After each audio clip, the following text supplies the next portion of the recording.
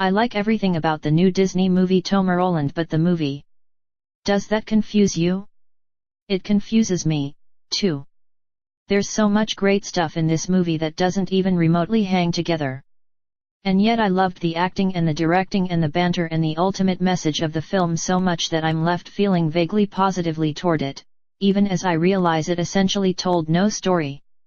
Fittingly for a movie with this name, one of the original lands of Disneyland, it's a theme park ride all build and build and build, and then a very quick, ultimately unsatisfying drop. But oh, that build is very fun indeed. Here are 5 things I liked about Tomorrowland enough to mildly recommend it, even as I'll acknowledge that it's a complete and utter mess when it comes to telling a coherent tale. 1.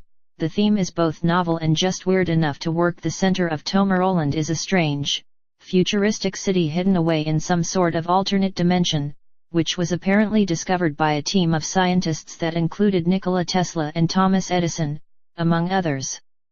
In this city, the greatest thinkers of their respective eras gathered together to invent the future and create a community that looks like the cover of an early 1960s sci-fi novel. Clever minds and great inventors would be recruited from our reality to move to Tomorrowland, where they could develop their ideas, freed from interference. As such, it's become a great, gleaming place, the sort of new frontier John F. Kennedy had in mind back in the day. Of course, the city has fallen into disrepair and closed itself off from our reality. And of course, our protagonist, a young woman named Casey, Britt Robertson, is just the person to figure out what's gone wrong. Joining forces with Tomorrowland outcast Frank, George Clooney, and a mysterious young girl, Rafe Cassidy, Casey aims to save not just the future of Tomorrowland but the future of Earth itself.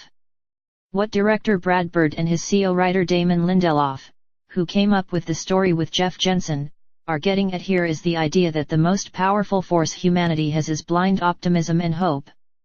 The thrust of the film turns out to be literally an argument against dystopian fiction and the post-apocalyptic scenarios that clog up our multiplexes, TV lineups, and bookstores. These ideas are, the film argues, poisoning our belief in humanity's ability to get out of tight corners and thus making it harder to try to fight back against the many ills that could destroy us in the future. How do I know the film is about this? Because it told me, in a third-act monologue that stops the film dead. Normally, this would completely destroy whatever goodwill the movie had built up, but this theme is so completely out of nowhere and counter to pretty much any other message movie being made today that I still have to give it props for originality. And the film's last 5 minutes so beautifully drive this theme home much more skillfully than the monologue that it's hard not to leave with some degree of hopefulness yourself. 2. The actors are well chosen and a lot of fun. Of all of the things I like about Tomorrowland, this is the one that many of my fellow critics disagree on. Plenty of them find Robertson and even Clooney irritating, with only Cassidy earning raves across the board. But damn it, this is a fun cast, and the middle section of the movie when they're just bombing around Earth, looking for a way to get to Tomorrowland, bickering all the while is a tremendously enjoyable hour of movie.